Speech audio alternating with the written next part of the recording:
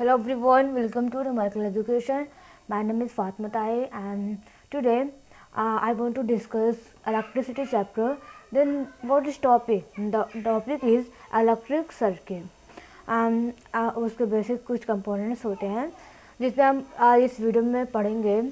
तो electric circuit पहले देख लेते हैं इलेक्ट्रिक सर्किट होती क्या है। तो इलेक्ट्रिक सर्किट वो होती है जिसमें the pass which electric current passes, मतलब कि वो रास्ता जिसमें इलेक्ट्रिक करंट पास होता है, जिसमें क्या होता है इलेक्ट्रिक करंट पास हो जाए, मतलब वो सर्किट जो होगी वो क्लोज होनी चाहिए। मतलब जैसे यहाँ पे एक सर्किट बना, ये क्या है, ये है बैटरी। अब बैटरी क्या है, तो जो सेल होता है वो सोर्स ऑफ इलेक्ट्रिक करंट होता है।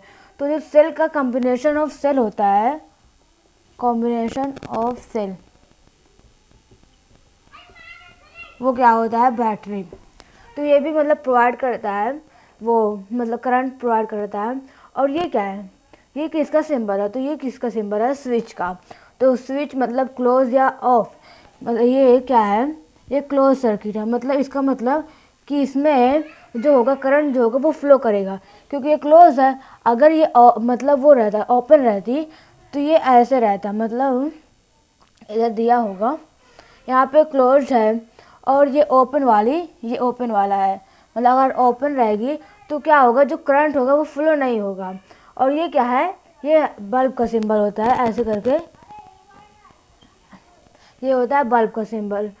तो मतलब इलेक्ट्रिक सर्किट के लिए वो मतलब जो होता है वो कंप्लीट पास होना चाहिए, उसमें वायर भी मतलब कहीं पे ब्रोकन नहीं होना चाहिए। अगर यहाँ पे मतलब मान लेते हैं, सपोज कर लेते हैं कि यहाँ पे वायर जो है वो मतलब टूटा हुआ है, तो यहाँ पे क्या होगा, अब करंट फ्लो होगा या नहीं, यस और नो।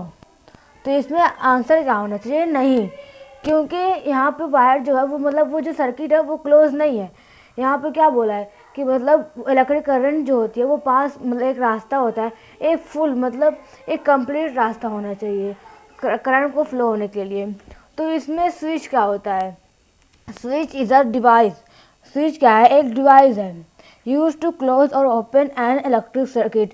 मतलब अगर हम लोग जैसे फ़ैन ऑन करने के लिए हम लोग क्या करते हैं, स्विच को मतलब वो क्लिक करते हैं तो क्या होगा, तो वो फ़ैन जो होता है वो होता है ऑन होता है। अगर हम लोग फिर क्लिक करेंगे फिर क्या होगा, वो बंद हो जाता है।